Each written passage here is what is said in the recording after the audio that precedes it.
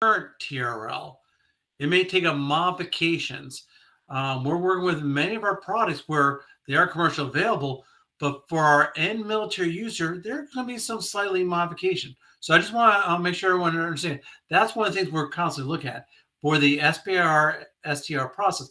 That's a huge benefits. That's why I found it was a win-win. It said, hey, this is already commercial use, but there's going to be a unique military requirement in there that we're trying to satisfy that military customer. Again, it may just be as similar because it needs to operate in space, which can't be done yet, but there might not be a space customer there yet, but the military may have a need for that. So that's where I think, first of all, you make sure you look at opportunities and you have a TRL-9 in one environment, but what are the other opportunities to expand or modify it to go for other customer needs set? And then going back to the second part of the question, that's when you find out where you want to go for your TRL-9, where you might be applicable. Then it is a lot of going back to, we said, there may be industry conferences or there may be government sponsored conferences where you may be able to meet, understand what are the products that you may be able to be a component of, you may integrate with, or you may have to interface with. That helps try to find where you may be able to find those partnerships either through the government partners and your government customers, or reaching out to some of the larger businesses or existing products that are out there. Does that help? Why don't you catalog it on GSA? Bob already talked about using GSA, and honestly, SOCOM is KOs are very hard to find. SOCOM is using GSA a lot as well. There's a lot of ways you can catalog that on GSA, and then it will be easily found. That's just one avenue. And I was going to say, if you've got something that's TRL-9, it's basically done and on the shelf, ready to be bought. Research is done. So a couple of resources that can help you is the Office of Small Business Programs at the DoD service levels, Office of Small Business Programs. The other is every prime has a small business office whose folks' purpose in life is to find small businesses to work with that prime. Because every prime has a list of small business objectives they're supposed to meet to comply with their contracts issued by the government. So I'd reach out to OSBP, Office of Small Business Programs, and just Google Prime Small Business Office, and you should get closer to the office there that's ready to work with small businesses. Thank you, Bob. Great answer. Any follow-up to that? Jen, next question.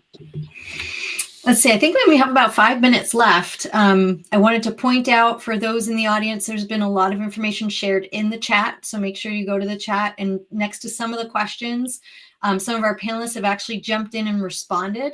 I just want to point one of them out because this question has been asked a couple times about if you've already commercialized through one branch in the military, would you be able to build a business case to expand that to another branch and go straight to phase 3? So Nicole answered that if it's already commercialized from an SBIR or STTR, then yes, another branch can potentially go straight to you to award a phase 3 contract.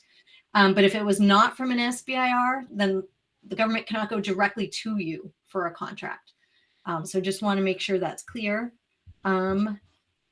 I don't think we have any other questions at this time, so I'm not sure if you want to just use the remaining 4 minutes to kind of go around and reiterate some of the things that you think were most important from the session, or anything else you didn't get to highlight. There's always a ton that I could highlight, and we don't have the time. But let me go around the room, start with Dan. Any parting words, Dan, that you want to convey to the audience? Hey, so I talked about this earlier in a previous session. For some of you are brand new participants. So I, first of all, thank you for joining us. Thank you for taking time to consider this opportunity. There's a lot of information out there. There's a lot of various ways to do it.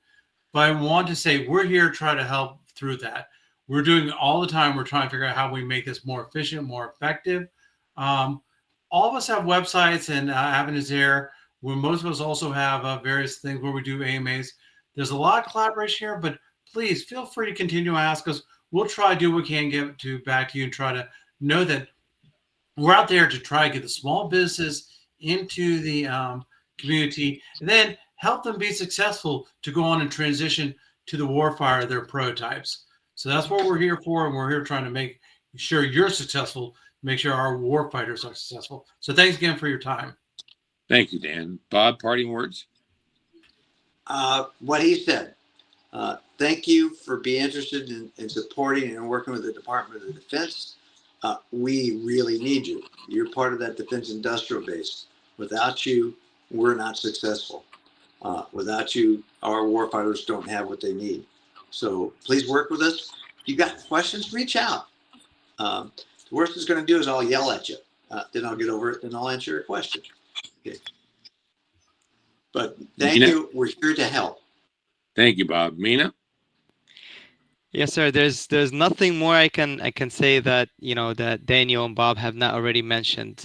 We are definitely here to help, and we look forward in using small businesses. You guys are going after new technology. You're looking through things in so many ways that so many others do not, and there is a beneficial symbiotic relationship between the government and the small businesses. That's why we always call you industry partners. So we definitely look forward in seeing more, discussing with you more, communicating with you more, and what else can we do together for the good of America. Thank you. Thank you, Mina. Nicole, wrapping it up. I'll be glad to wrap it up. So yeah, I don't know if there's anything else I can add to the discussion today. It's been fantastic. The best part of my job is being able to work with the small businesses. So this has been fantastic. I appreciate the dialogue. And again, just as everyone's mentioned, we're here to help you. No question stupid, but as Bob mentioned, the worst case scenarios, we'll yell at you for not looking for it, but we're still going to help you. And that's what we enjoy doing. We definitely enjoy working with small businesses and helping our warfighters. Back over to you, Matt. Thank you. Jen, audience, I really appreciate the time that you've given us today. I hope that we have answered some of your questions and you go away smarter than when you came in. Again, reach out to those websites, reach out to the people. I will always answer you, and I know that all of the colleagues on this call will always answer you. So if you have a question, there is no stupid question, because there's always an answer for it. So reach out if you have questions. Jen, back to you. Thank you to all of you for being part of this session.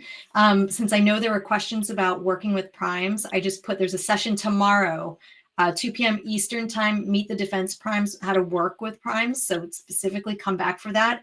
We have many other sessions to meet with other agency reps. So check them all out tomorrow. There's lots of opportunity to come in and ask your questions. So again, thank you all. Thank you to all of our audience and all of you bold enough to ask questions. We hope to get to see you again tomorrow. Take care, everyone. Thank you, Jen. Thank you. Thank you all. Thanks, everyone.